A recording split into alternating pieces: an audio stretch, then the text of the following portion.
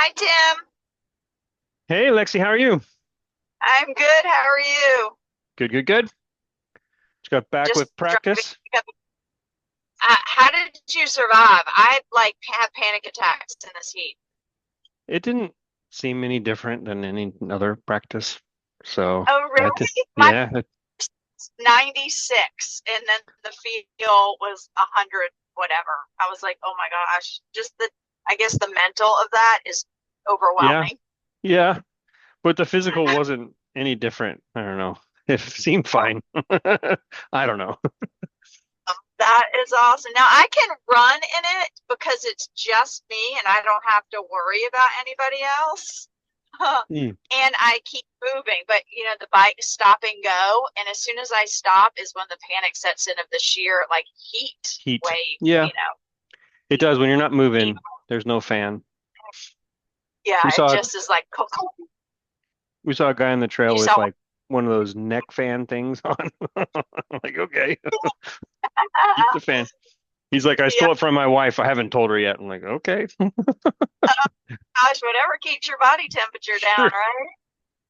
Oh sure. my gosh. Well, I picked up one of my kids who was playing golf earlier today. I was like, good luck Oh, to you. oh, horrible. Yeah. So I'm in the car, but I was like, oh my God, if I don't get on now, something's going to come up and I'm going to totally forget. Because I forgot I knew the other one, like the Georgia League one. But then when the time came, I was like, oh my God, I just forgot Hmm. that last one. Were you on the last one, the Georgia League Zoom one? I guess the season, whatever it was. I had one on my calendar for before. I didn't have that on my calendar. Maybe I should have. Well, I don't know. I could be wrong because stuff appears and I put stuff in wrong places. So I don't know. Maybe it really didn't exist, but I remember getting it and saying, "Don't forget," and then I forgot. Even Kevin with and my, I, Kevin and I did the parents meeting. That was really fun, oh yeah, and it went a long time. I talked forever. I didn't realize I had so much to say. So I think well, maybe it was in that, the end of it, it was like an hour and a half of me talking to people I had never met before. So that was good. well, maybe it was that one that was on my calendar. Maybe I That had one, that Georgia. was Maybe it's that one. See, yeah, see, you were there. July 8th. Yeah, I was there. Kevin was there too. You were there. It was on my calendar, That's with good. alert. But yeah, apparently I need the alert like on the minute, like Mm, 5-minute increments up to the time. Because you just get that shiny squirrel has you going in all mm. directions at all True, true, times. too true. Uh, but yeah. So how are things? Yeah, so far really good. The season's been great so far. Tonight at midnight is when the Jersey store closes officially. So, and at the moment, I Yeah. think I only have like five or maybe even less than five people that haven't ordered. So I'm in pretty good shape actually. Wow. Oh, that's fantastic. Hmm. Yep, I'm set with jerseys. I just did a whole like closet clean out kind of thing, and oh my God, the amount of jerseys I have. I was like, holy cow. So I had to get rid of some, and some of my kids have actually outgrown. So I had to get, Wow. those rolling a pile. Um, but yep. So I'm all set for my jersey, all set with that, and even my shorts, the whole kit. I don't know if I've worn my shorts yet. I think I've had them for a couple years and just always forget about them. Okay, Jeff just sent out the URL. That's good. The Google. For this meeting. So that's good. Oh, okay. I heard a beep, but I'm driving, so I couldn't. Yep. No, we're good.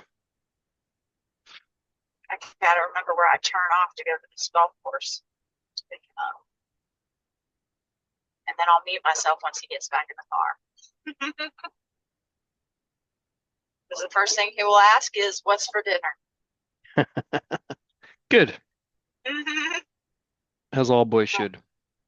Yep, normal routine. Are you cooking? Do we have food? Can we stop? What's for dinner?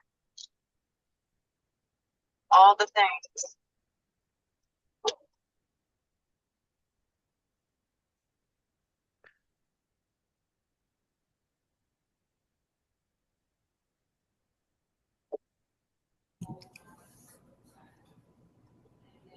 All right.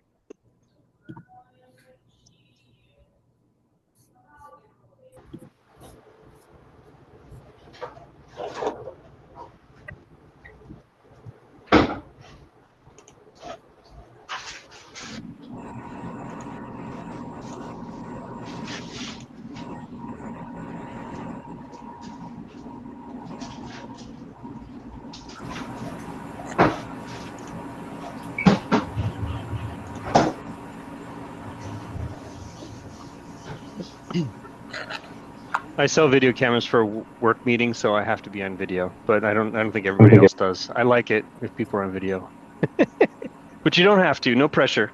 Thank you, I'm, Russell. Thank you, Gustav. I'm working on it. It's not letting me use my camera for some reason. I am chained to my desk because of my job, because I'm always on the camera.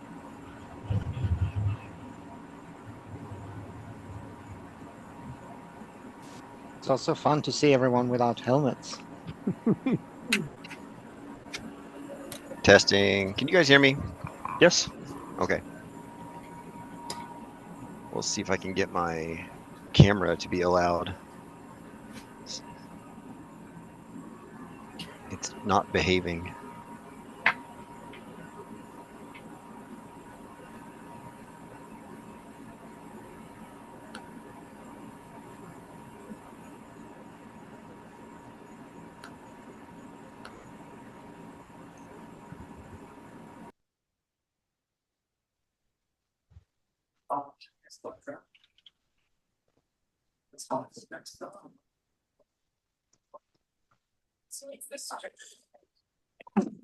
Excuse me.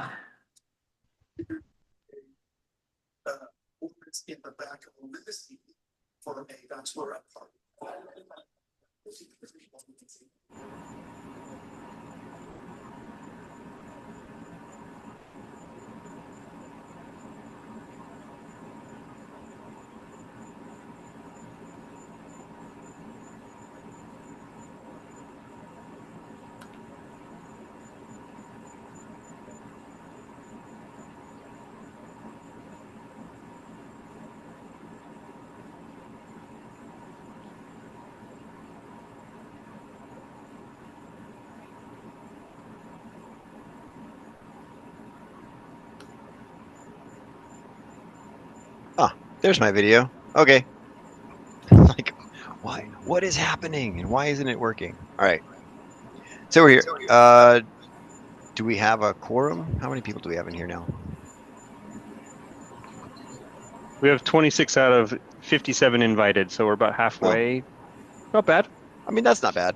It's also Um, being recorded, so I promise to put the recording in Slack for people to watch or something like that. I have to figure that out, but yeah, we'll figure that out.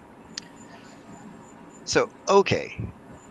So I wanted to get together as coaches just to go over a couple things. I know we had a coach clinic up at Mulberry Gap, and a few of us were there. But I mean, as Tim mentioned, there's like 50 something coaches, so not everyone was there. And I wanted to make sure that we touch on a few things, just in terms of what we're doing with the season, any like some slight changes that we're doing, and then also talk a little bit about our coaching culture, and then talk about some needs that we have and some holes that we have that we need to get filled. And so I'm hoping that some folks can raise their hands and take on some of those jobs. So just start with just, and I'm going to keep it kind of short because I do want to keep this to an hour or less. I don't know. But in terms of coaching philosophy, one of the things that we've really stressed with this team is that we're not out here to chase trophies. We are absolutely looking to have kids enjoy mountain biking. We want them to learn to appreciate this as a lifelong sport. So we want to encourage them to enjoy themselves. We want to encourage them to be safe. We want to encourage them to have fun and to learn more and do all that without barking at them like a high school football coach. And but still, we want to encourage the ones who want to race and they want to get on the podium. We want to encourage those kids and we want to help them succeed, and that's great. But that is not the majority of the team.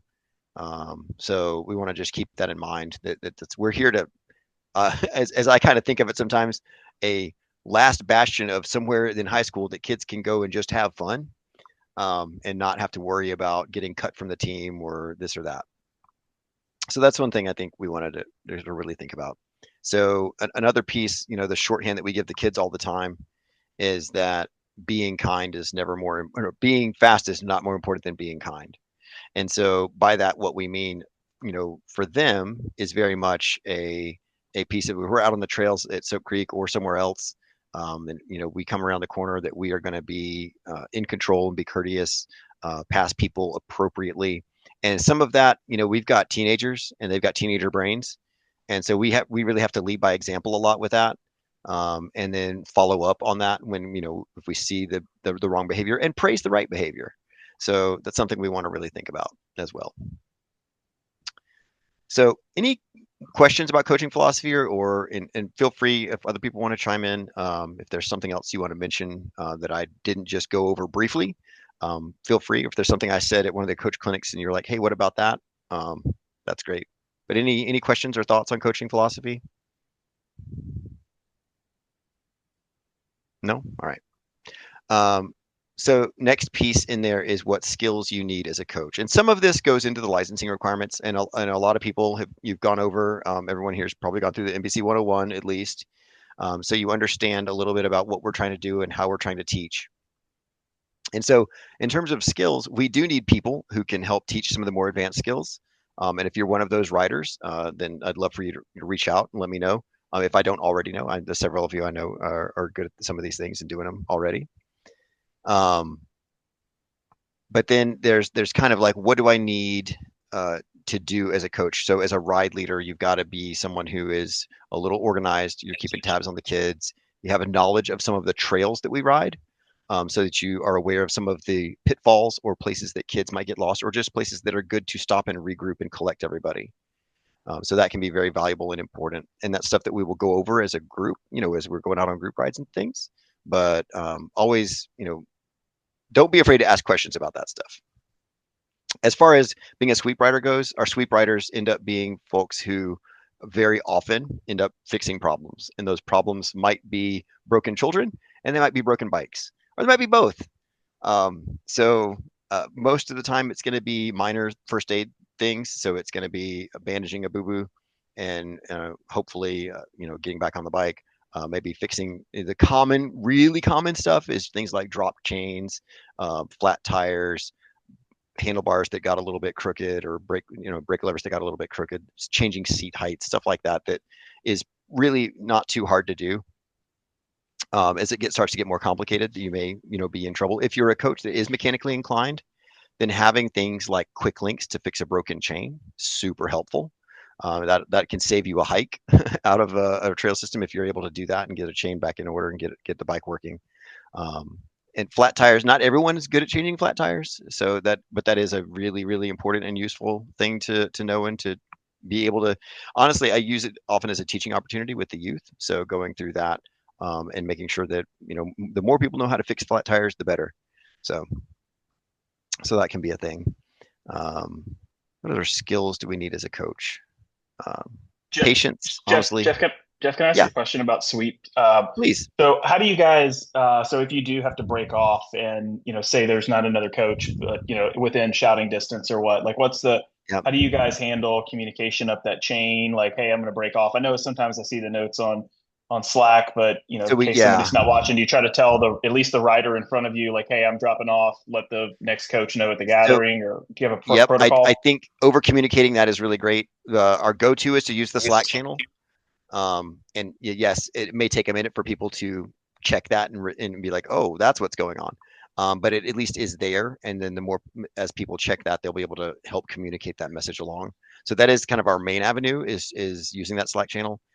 It's part of why I really like, especially for larger groups, to have two sweep riders, as a just paired together, because a lot of time we have enough coaches to do that. Sometimes we don't. And so, but that can help alleviate that problem a little bit, because you can just communicate with each other and kind of get the message through. But Yeah. we have it happen. We had it even happen today, where we had some riders, and it was a hot day, and we had a couple of riders in the icon group that were just, not feeling it, not going quite as fast. And, I stayed back and communicated with the sweep rider, sweep coach, and said, hey, do you want to take these two on out, shorten the ride a little bit, and we were able to get that done. But it is, tricky because then I've got a ride leader who's way on ahead because I was waiting up for some of those folks, and that is just sometimes the nature of the beast. But sometimes helpful to, well, in addition to two sweeps, the sweep has to sometimes be spiritual support for the student who's sort of sandbagging and slacking, and sometimes we need to get this kid, we need to cut the ride short because of weather or health, and it's sometimes hard to tell the difference between this kid's just not feeling it today and whining about it, because sometimes you get kids in the back who they're there but they're whining. Well, and I'll say oftentimes this is going to vary by your ride groups. A lot of your sweep coaches on your Monday, Thursday rides, you're going to have the same couple of people that are going to be in the back of the group most of the time. You'll get to know them really well. And one of the things that I try to caution about, as that sweep coach position, it can be really easy to overcoach. I have gotten in the habit of talking to the kids and asking them, do you want some more feedback? Do you want more feedback today? Do you want me to give you some tips and advice? Or, hey, can I give you a little something about cornering, and just approach it that way instead of just constantly coaching them, because sometimes that'll shut them down, and it's not always easy to tell because you're behind them. So it's really pretty tough to read body language from behind someone. So I think that can be a risk to sweeping sometimes, and something I would just be aware of a little bit. One thing that I've sometimes done when sweeping or as a middle coach is calling out the skill the kid did well. Mm-hmm. Mm-hmm. At the stopping point. That's a way to sort of build trust. Yeah, that's a really great thing to do. It's a really good thing to do. As far as first aid stuff goes, if you have been with us for, in the past, then you've probably received one of our first aid kits. If you haven't, or you want to refresh or restock some of our first aid supplies, let us know. We do have some of that stuff, and so we can make that available to people if you want some first aid supplies. Even if it's just like a couple of Band-Aids, we kind of pass out this whole kit. And obviously you don't need to carry anything that you're not prepared or ready to use. So if you haven't done some of the advanced first aid training and you're like, I'm not so sure about this, that's fine. Don't bring that. But if at the very least, I think people could have some gauze and some of that Coban wrap stuff, because you can fix a lot of problems with some gauze and some Coban. So that can be a thing. Anything else as far as caring as a coach or expectations? Food and water. Yeah, well, yeah, thank you, Pete. Yeah. Absolutely. It can be a good idea to have extra snacks on these rides, and especially, you get kids coming out of school who maybe ate lunch at 10:30, and didn't have time or forgot to get something before they came to practice. That can really affect things. And then, of course, extra water. I mean, days like today obviously are no brainer. You really want extra water, but you're always going to want to bring extra water. It feels like more and more we've got, people come into practice with just one water bottle. And that can kind of work some days, but these hot days like today and some of our Sunday practices, more water is going to be required. So we either have to take that into account and go refill somewhere, or which takes time out of our ride and possibly time out of our ride plan if we didn't account for that, or just bring extra water with you. So, or ask your kids. Another great thing to do is before the ride even starts is make sure, see how much water everyone has. Again, teenagers are going to tell you they're fine with that much, like a water bottle a lot much bigger than a 12-ounce can. They're going to be like, yeah, that's plenty of water for me, coach. I'm good. And it won't be. So, Jeff, what are your thoughts on tools to carry? And might there be an opportunity at some point this season for teaching skills, basic skills like fixing a flat or adjusting brakes or what have you? Yeah, we can do that. I'm happy to find a time where we could do like a little skills talk class like that. It's a great rainy day thing to do, but it's, we can't always predict those. Things that are really, really good to have. Like I said, if you've got some knowledge of how to do it, a set of quick links is a really good thing. A lot of our riders are on 12-speed chains right now, and so 12-speed quick links are going to be the most predominant. I do carry a couple of different sizes just in case, because they're not all the same. Um, and I think that obviously a multi-tool of some kind that is got the standard hex wrenches on it. And these days also probably like a T20 or T25, which is the Torx head. There's several bikes that now are using that bolt style, and so you may have to have that in order to fix a kid's bike, or just kind of tighten up a screw or do something. Those are super useful. Sometimes just having that tool is all you need. The kid knows what needs to happen, and you can just hand them the tool because they're often not carrying those themselves. I think that spare tubes are wonderful things to have. We have learned that you can kind of cheat and just carry a 27.5 tube. It is a little tricky, but you can stretch one onto a 29-inch wheel. And you can, in a pinch, stuff one into a 26-inch wheel. But we don't have very many riders on smaller than 27.5 these days, but there are some. So And that the team being, has a lot of tubes that we that's true. have for coaches to carry. So if you need a tube or you use a tube, we have them available. We probably need to grab some out of the trailer, but we should have some available for coaches to use. Yeah, absolutely. And feel free to replenish if you use one. Get one from us and replenish those. It can add up kind of fast. And if you're carrying a tube of tire levers, I was going to say that. Yep. So it can be very tough to change a tire without tire levers. So pick your favorite tire lever, and it can be kind of useful to have two in case one breaks. Metal levers are a bad idea, so always use a plastic tire lever. Um, That and also yes, that bacon thing, I was it's about to say that too. So, yes, that um, saves your life so and it those can saves be you really time. helpful. If you've got a kid on a tubeless setup who has enough sealant in their tire, those are big ifs. Um, then you can actually use one of the tubeless tire plugs, called bacon strips a lot of the time, and you can poke that in there and get the sealant to seal it up and just put some air in and go. And that will save you a lot of headache and a lot of time. So it can be very useful. A lot of I, it's hard to say what percentage of our kids are running tubeless right now. Certainly, a lot of them on the Tuesday, Wednesday side are, but not all of them. And most of our loaner bikes are still running tubed because it's a lot to keep up with all of that tubeless sealant on loaner bikes. So we just got tubes in there. one other small item that doesn't take up a lot of space is some zip ties. They always come in handy. Zip ties are good. Um, every now and then, some kind of multi-tool or pliers comes in handy, but it's sort of rare. Um, I would definitely prioritize the flat tire pieces and the multi-tool. Zip ties are a great suggestion. Um, what else am I carrying? I've got a little pouch full of bike tools that I just bring with me. Chain brake tool. So the chain breaker is very useful. You could potentially fix a broken chain without one, but you're not gonna have a good time. I have a little mini air pump. Yep, mini air pump, and Kind of need now that. these days there's these little battery powered ones that work really well. I know a couple of our coaches have those, and those are pretty great. They, in my opinion, are better than CO2 because they work almost as fast, and then you don't have a stupid CO2 piece of trash. And they're still useful after you've used one. So I on a full think charge, Nick said that he had a good recommendation for one, right?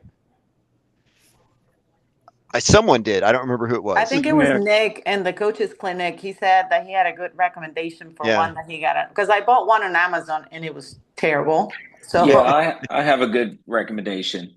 Um, and they're not all the same quality. I just happened to luck up and get a decent one that pumps up things pretty quick. I'll see if I'll find it on Amazon and I'll post it in the chat on here.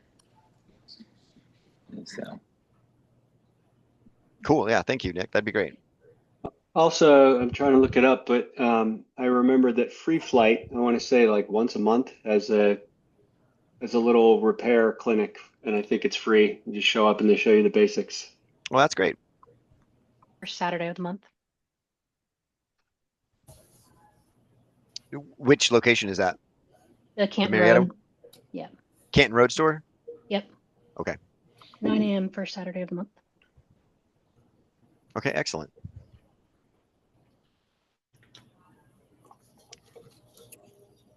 Any other questions about what to carry, what to bring, skills, things needed as ride leader or a sweep?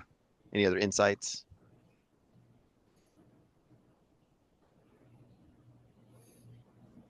Any experiences that we've had so far in the season where you're like, hey, this was weird, or I don't know what to do in these situations?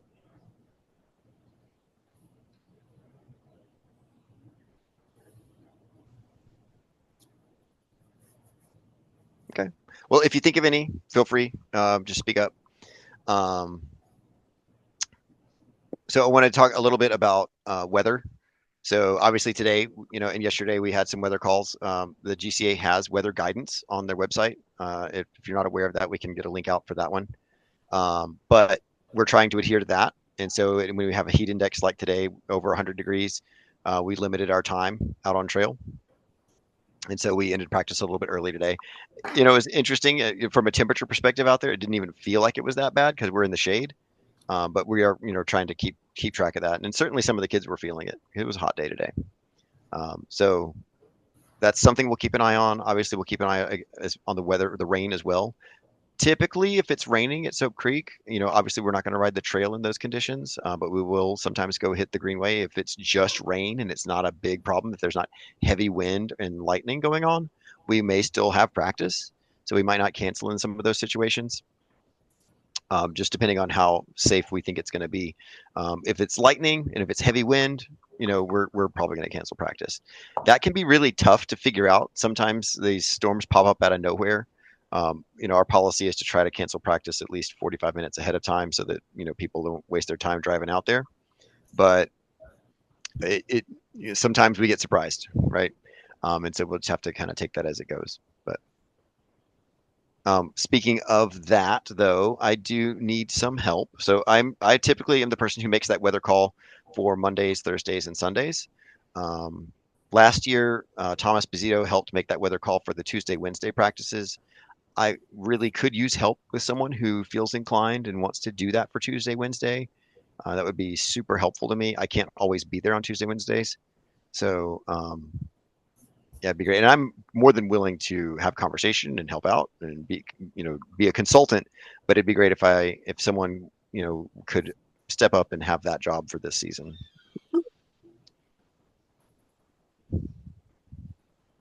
Hey, Jeff. Yeah. I just missed that last part. You said to step up, and I had to turn away. Have the job of making that weather call for Tuesday, Wednesday. Oh, gotcha. Yeah. So, and while you can think about that, some other positions that we really need to sort out as far as the season goes, is owners of some of our ride groups. And so we're looking at some of our ride groups and we're looking at doing some things a little bit differently this season. And I'm going to talk about that in a minute in terms of promotion process. But what I wanted to have is someone who can kind of be consistent. It doesn't have to be 100% attendance or anything, but someone who can be pretty consistent at one of the practices, and who can get to know the kids in those ride groups and help understand where they are and when it's time for kids to move up a rank and help institute the ride plans. Doesn't you don't have to be the ride leader 100% of the time or something like that. But getting in that position where you kind of understand where the kids are and where their skills are at is super useful and important. Yes, Russell. So last year when I was with Jifka, we were just there on Thursday night. So I'm not as familiar with the Tuesday, Wednesday ride groups and skills and abilities. Can you give a highlight of absolutely. Is it 6 total groups or what are all the names and what's the progression and is there overlap between the faster kids on Monday, Thursday, and then the slower group on Tuesday, Wednesday? There certainly can be overlap. Yeah. So yeah, I'll go through real quick. So on Monday, Thursday, we'll start at the bottom. We actually have a rank that we call trail ready. And that is something that is really hey, you understand the very minimal basics. You can do the 3 key essentials and we don't think you're going to die if you get off road. It's super basic. A lot of times our trail ready kids are not even really ready to do even a half loop at Soap Creek because the hills are going to be too much for them, right? Or the routes are going to be too much and it's going to be kind of a problem.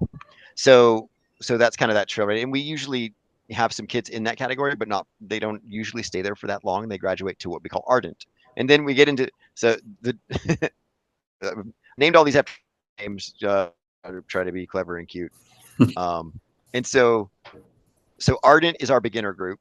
And they are typically out there. Their goal in ardent is really to try to make it around the trail at Soap Creek without having to stop and walk up a hill.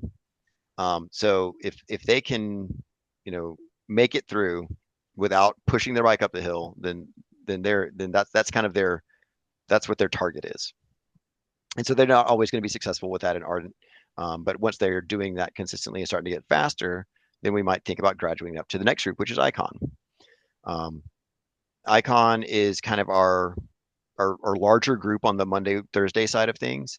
They are it's a lot of intermediate riders, very mixed skill levels, and sometimes a spread in terms of speed. Our goal, at the icon level, the kind of the thing that they're shooting for is to try to get, around a loop of Soap Creek without even stopping at all.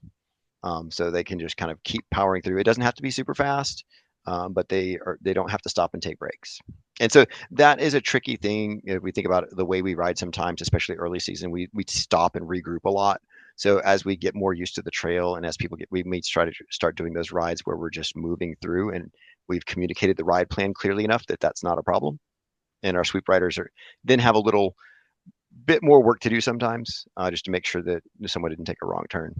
But that's really what we're looking for there. And then our faster kids on Monday, Thursday are the forecasters. There is significant overlap, especially right now, between forecaster and dissector, which is the next group up, which is our slowest group on the Tuesday, Wednesday side. There's quite a bit of crossover in there, in a lot of directions right now, and something we're looking to true up. And I will talk about promotions in just a minute. And then from dissector, we go up to the minion group, which tends to be one of the larger groups on Tuesday, Wednesday. I don't know what our numbers are like right now. We're still at kind of the weird point in the season. Once school starts back up, we're going to start getting more consistent attendance, and so we'll know a little bit more. But minions tend to be pretty quick, and sometimes there's a bit of an overlap in minions of people who just want to. They're fast riders, they're fit riders, they've got good skills, but they just want to hang in with their friends, versus the ones in minion who are on their way to the next group, which is aggressor, but they're just not quite there yet, but they've got that same mentality. And so there can be sometimes a split at that minion level in terms of focus, like what are they there to do. And so that can be something to watch out for, as any of my minion coaches know full well. So and then the next group, actually there are 3 levels above that. We haven't been using them. We just kind of lump it in the category of aggressor and up. So right now, aggressor is kind of the top end. That is a group that is primarily focused on racing and going real fast. They have workouts, so their ride plans tend to resemble workout focus a little bit more. And there's a little more dedication involved in being in that group. And so not everyone wants to necessarily step up into that arena. And there may be, actually something we were discussing with some coaches today, there's probably room in there for another group in the middle. And we may have that discussion here tonight if we have time. So questions about that? There's a document that we have that I can share with everyone. We may make some slight tweaks to it, based on some conversations I've been having, but there is a document that we can share out that lists some of those things out and actually has things like what pace our expectations are. Now, keep in mind, some of the pace expectations that are on that sheet, that's a little spreadsheet that we have. They're kind of a guesstimate I made several years ago. Our main goal with some of these ride groups is to keep our riders at a similar pace together. It gets very difficult, as someone even mentioned a minute ago, when you've got everyone spread out. And you've got like a couple of fast riders and then a whole group of middle, riders, and then two or three really slow riders. And you've got your ride group is now spread way across the trail. And so that's presents its own significant challenge for us, just logistically and in, making sure the kids are as safe as they can be. So one of the things we want to do because of our ability to kind of group these kids together by ability level is keep their pace similar. So um, that's one of the big things we're looking for when we're like, is this kid ready to go up to the next group? Well, are they outpacing their current group, and can they keep up with the next group? That's a big piece of it. As they get into the upper levels of the group, we're also just looking for a certain level of maturity. So that can be a thing, especially with middle school age boys in particular. So we want to make sure that they are able to, as we progress up into like minion and up. You've got ride plans that can, we want to make sure that you understand the ride plan and you're going to follow the directions of the ride plan and not try to go off on your own or just quit mid practice for some reason. So that's something we want to keep in mind as we're thinking about that as we're going up in levels. Is there anything I missed in there?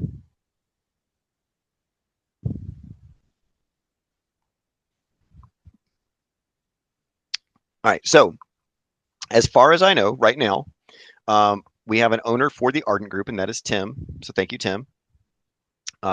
We have an owner for Dissector, and that is Nick. An owner for Minion, and that's Elizabeth. And an owner for Aggressor, and that is Scott. So thank you so much to those people for helping with that. And what I need is an owner for Icon and an owner for Forecaster. I'm happy to fill in and do those roles. My goal personally is to try to float around a little bit so that I can kind of get a sense for what's happening between the different ride groups. So it's super helpful to me if we've got someone who can really own Icon and really own Forecaster and like I said, get to know those kids, get to understand what their pace is, what their goals are, what you need to work on in terms of skills with those particular kids, and help get them progressing to the next group if that's what they want. So again, that's a role that would need to be pretty consistent on Monday, Thursday, Sunday. And if that's something that sounds interesting to you, please reach out. It would be super helpful. So right now I'm kind of ping-ponging between Icon and Forecaster every other practice just to make sure I understand what's going on with everybody. But that would be really useful. Any questions about any of that, of the ride groups and leadership stuff? Jeff, would there be the opportunity for you to commit to joining Icon or Forecaster for a few rides with a new coach to kind of make sure that they get the hang of it and can answer any questions for someone I'd who be happy to do that.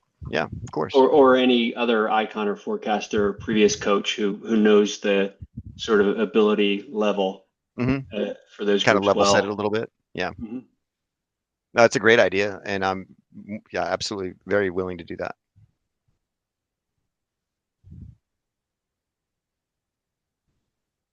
So I want to talk to you about promotion processes. So last year, well, and even in years past, I'll say it's been a little loosey-goosey. We're trying to be a little more formal with it this year, so that we try and understand where kids are better.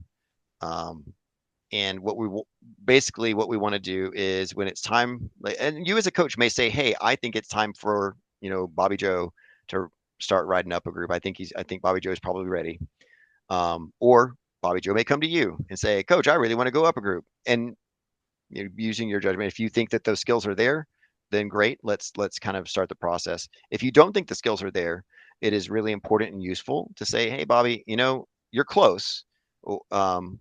But here's what I need to see, or here's what I need you to work on. I may need you to work a little bit more on your cornering, or I may need you to work a little bit more on being in good ready position when it's getting, rough on the trail, or I may need to see you step up the pace a little bit. You're usually not in the front of the group, and so I need to see that pace get more consistent before we talk about moving up a ride group, whatever that may be. But just kind of be clear and constructive with what is needed and what your expectations are around, when someone would want to go up a ride group. And then as far as actually doing that, what we want to do is have a coach from that's kind of normally with that ride group. So let's just use Icon. Let's say we've got a kid going from Icon to Forecaster, for example.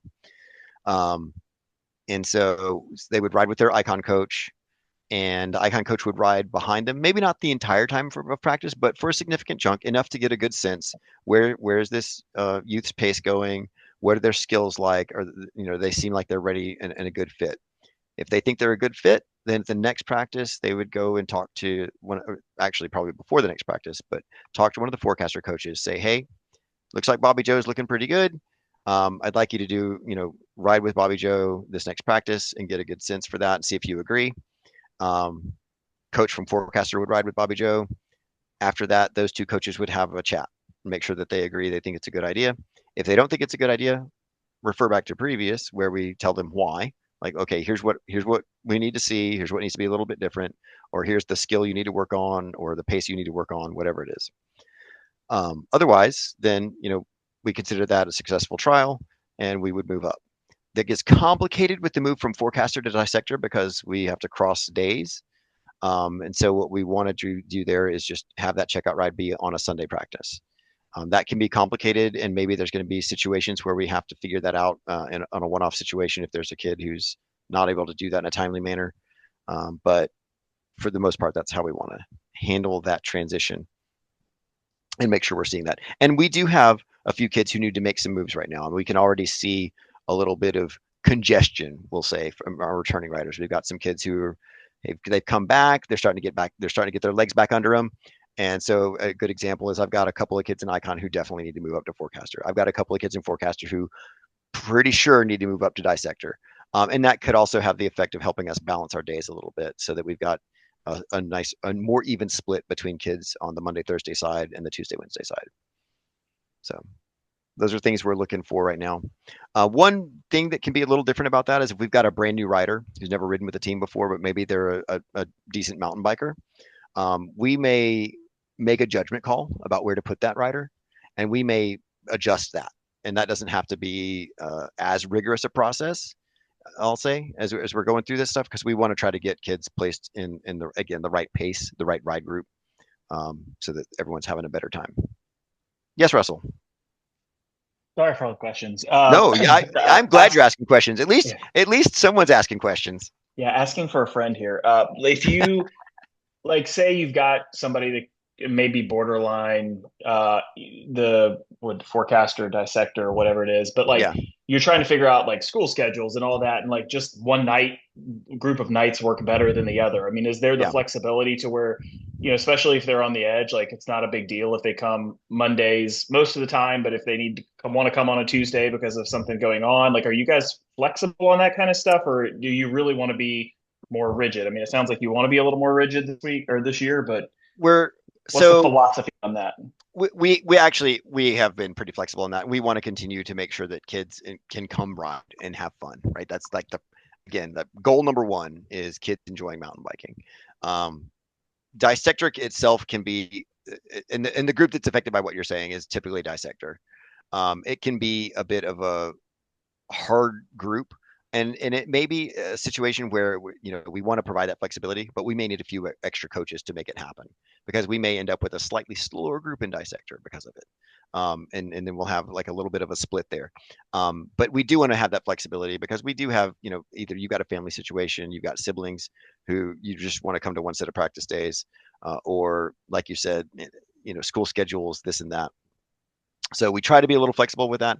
We're trying to be a tiny bit more rigid as we move up to Minion, if that makes sense. Yeah.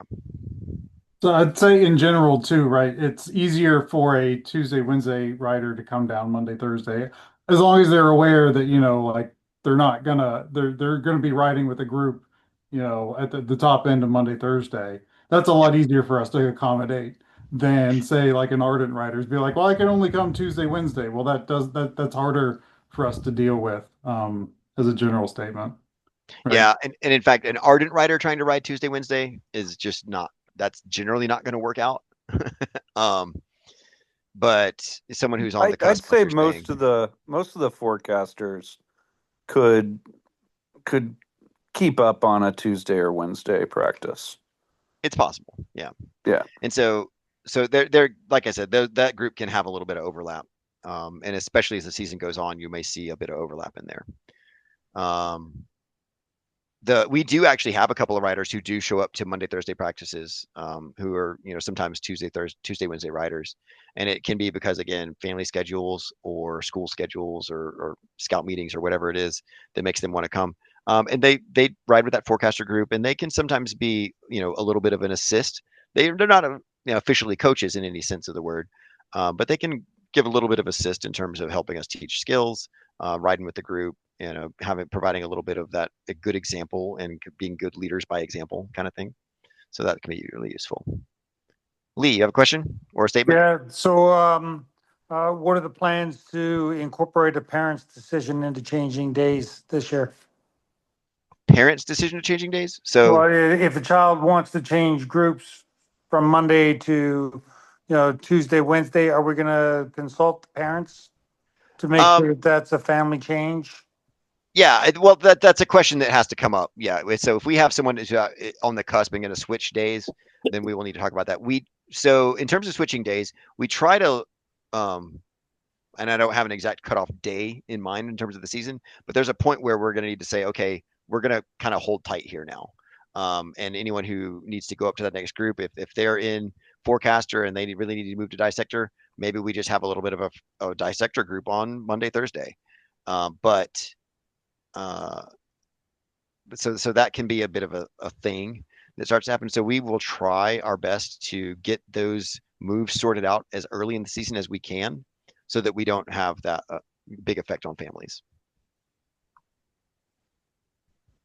But yes, Lee, absolutely, we would talk to the parents about it. I mean, if that's not going to work for them and they need to stay Monday, Thursday, they can stay Monday, Thursday. It's no problem with that. Hey, Jeff, can you clarify something on the promotion process Yeah. and the communication between the lower ride group and the upper ride group? Does that need to be between the ride group owners specifically? And, sometimes we get in a situation where the kids, particularly on Monday, Thursdays, maybe aren't sure who the lead is of their group, or there's Yeah. regular coaches there all the time. And so they're just asking a coach who is there all the time if they can be promoted. Yeah. And should that coach then direct them to the ride group leader and that conversation between the two group leaders? I would say yes, but if the ride group leader wants to delegate that, because I don't want it to be a bottleneck problem. So if the ride group leader, I would like the ride group leader to be aware that that conversation is happening. So it wouldn't be a thing that's happening all of a sudden and people weren't aware of it. So the key here is just to communicate. Um, but if that ride group leader wants to delegate that and say, hey, do you mind riding with him and doing that evaluation? Then I think that that's completely appropriate and great. But I do think we need to have that communication, because we have had situations where kids get a no from one coach and they go over to another coach and see if they can get a different answer. And that is actually part of what we're trying to avoid. So.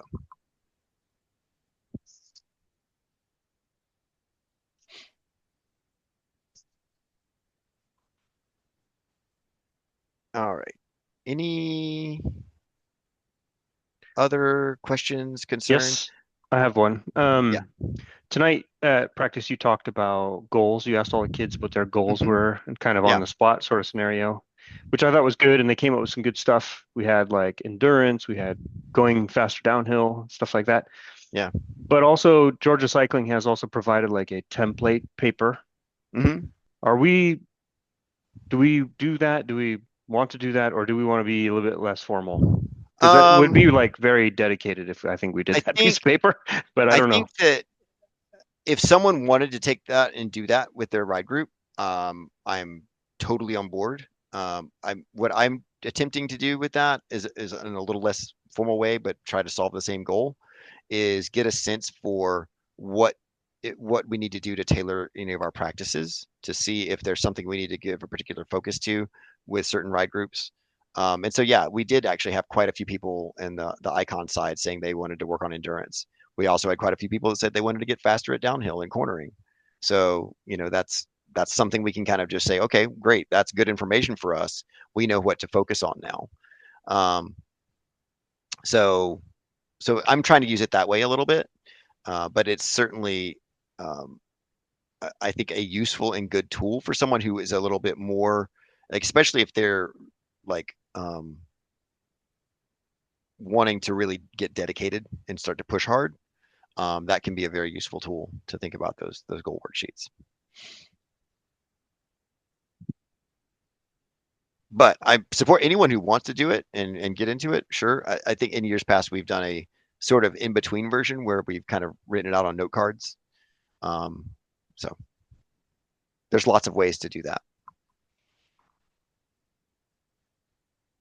Hey, Jeff, I got a quick question for you. Yeah. It's off subject. But do you know how many seniors we have this year? Ooh, I don't.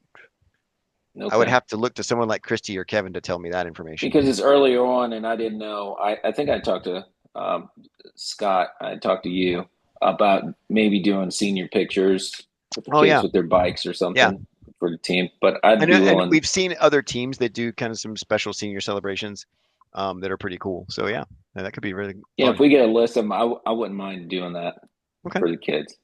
Yeah, I can get you a list. Do you want it now or do you want to wait a couple weeks until registration's closed? I mean, it doesn't matter. I was thinking just when we have events and we're setting up tents and stuff, if we decided to get something printed, it'd probably be nice to, to see if we can get it done sooner than later. I know we talked about it last year, but we were a little bit, the season was getting kind of long and late. So I'd say earlier the better. Okay. And the way that my schedule would work, if someone joins as a senior that's later, I could still accommodate them. Okay, I'll get you a list of what we currently have. That's easy enough. Okay, cool.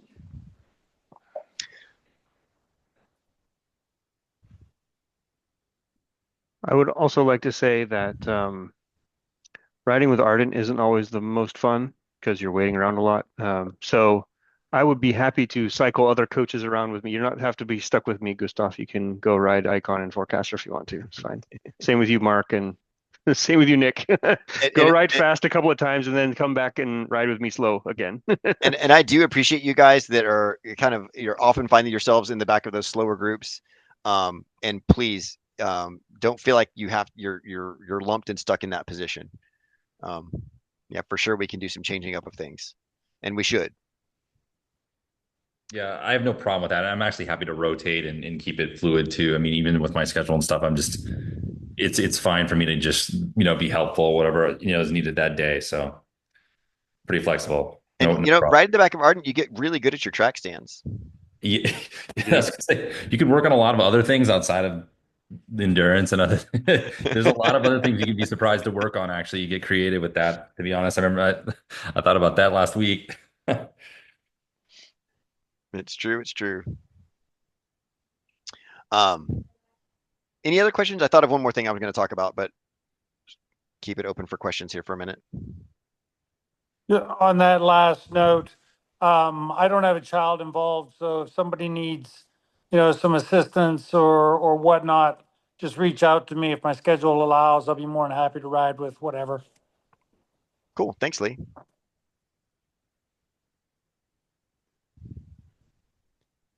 One thing I wanted to mention is we're already talking a little bit about our coach clinic for next season.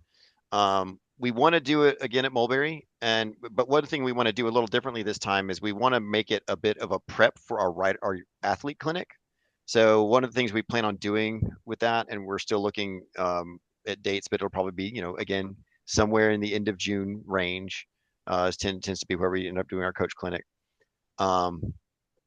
We want to actually focus a little bit on the skills we're going to teach at the rider clinic and talk about how we're going to coach them so that we can be better prepared and better set up to do that. We'll still have the conversation like we've been having here around, what culture we're looking to do and how we're looking to roll with the team and everything and doing some of that work and some of the preseason planning that we do there. But we're also going to take some time and really think about, again, that athlete clinic and some of the skills, get into some detail about, the skills and the stations we're going to have at the clinic. So I wanted to put that out there for folks in case you're interested. Love to have you come to that and help out if it's, especially if it's something like you think you're going to be at the youth clinic next year. then really it'd be helpful to have some coaches there at the coach clinic so we can go through that learning process, try to make that go even better for everybody. And if there's something else that you think would be useful in terms of a coach clinic, or something you would like to learn, or something you would like us to address or bring up, by all means speak up, and we'd love to tailor some of that stuff and help support all of our coaches. So because we really appreciate all of you for being here. You're putting a lot of time into this thing, and it's all just wonderful. And we love mountain biking. We love helping these kids. And so we can't do it without this great big team. So thank you.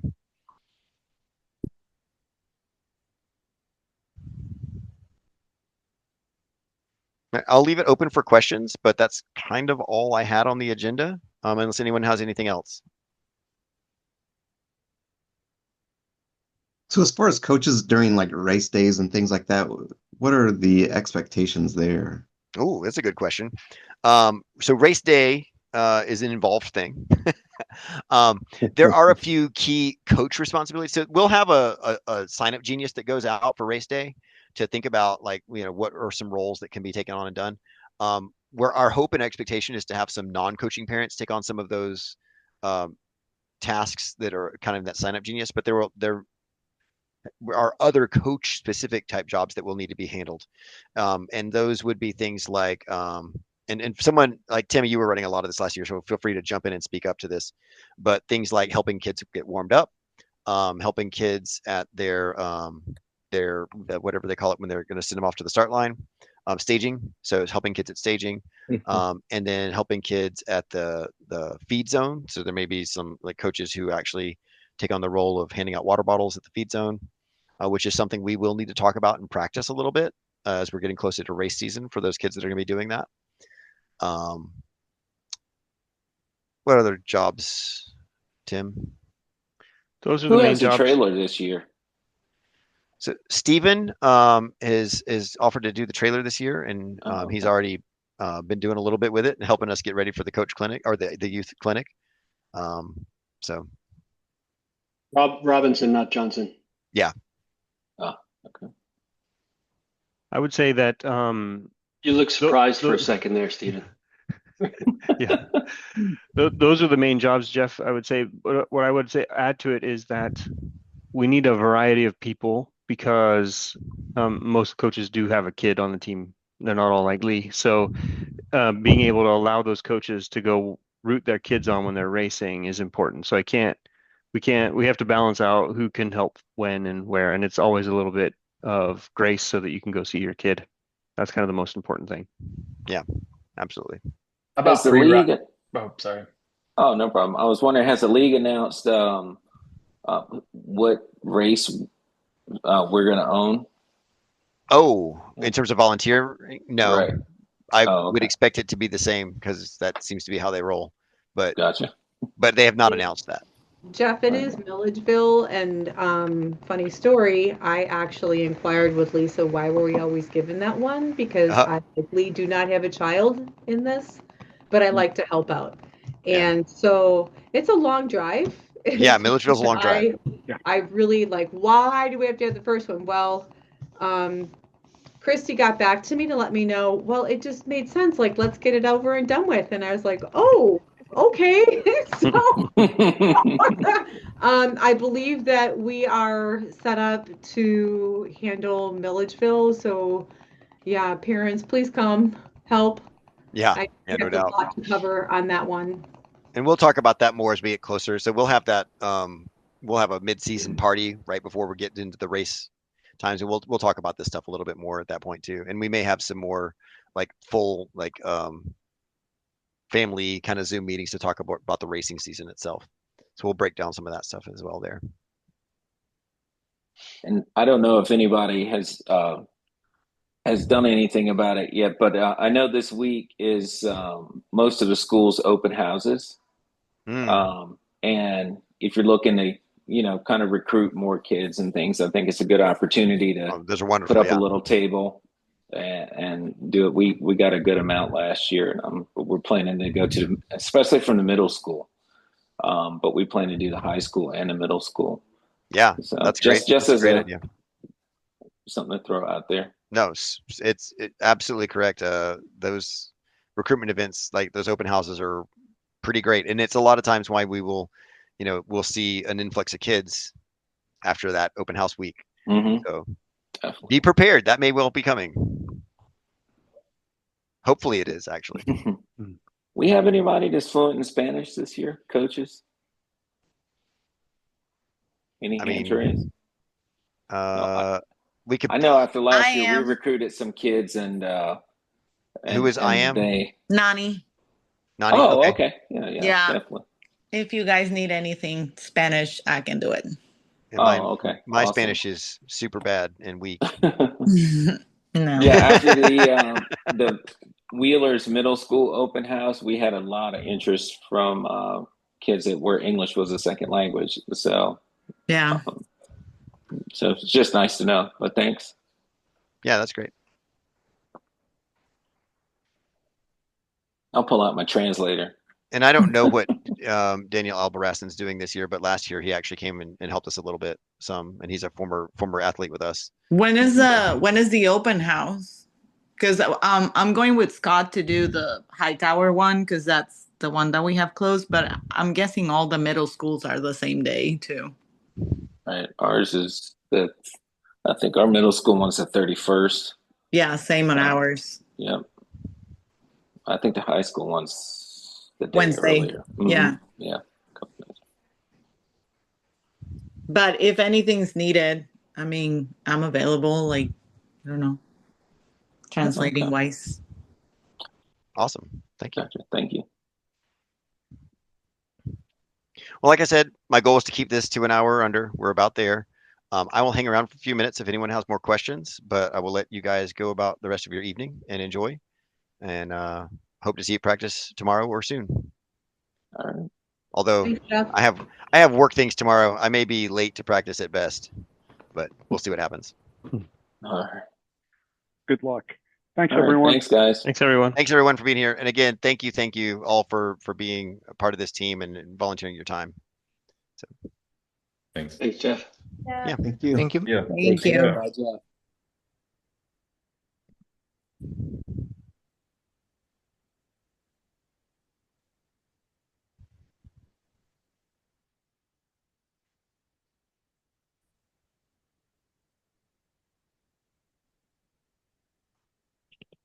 Sounds like no questions then. Yeah, I was going to say, unless Russell, you got any more questions? No, but I was just going to give you a little context because we came from I've been coach on JIFCA for 2 years now, so now we're officially over here. So we are still like Nathan and I will still go. We still go to a lot of JIFCA practices and practice with them just because that's like a lot of his best friends are there. Yeah, so absolutely. I can't commit that we'll always be there. Every practice. Sure. I'm happy to help out with forecasters on Monday and Thursday nights when we're there on Monday, but we might even do some bouncing around like Monday, maybe even Tuesday at JIFCA. We might bounce around a little bit. And I told Nick that when I signed up to be an assistant coach this year. I just said the reality is this year we're probably going to be a little in between. Sure. That's fine. Just hanging with them too. So but when I'm there, I'm more than happy to help. I'm a level 2 coach, so I can like lead a ride or whatever you need me to do. That'd be awesome. I'm happy to help as much, but I wanted to give you that context. I gave Nick that at the beginning of the season, but I know you guys didn't know that. So no, that's cool. I appreciate it. And I'm always happy to help. So I was team director for JIFCA, so okay, cool. I know the ropes a pretty good bit. You know what's going on. You know the drill. I should be a level 3 coach, but I just refused to go to the to the weekend thing that was required. Next year I probably will. So, but anyways, hey, thanks for putting this together. I'm on an every other year schedule with that one.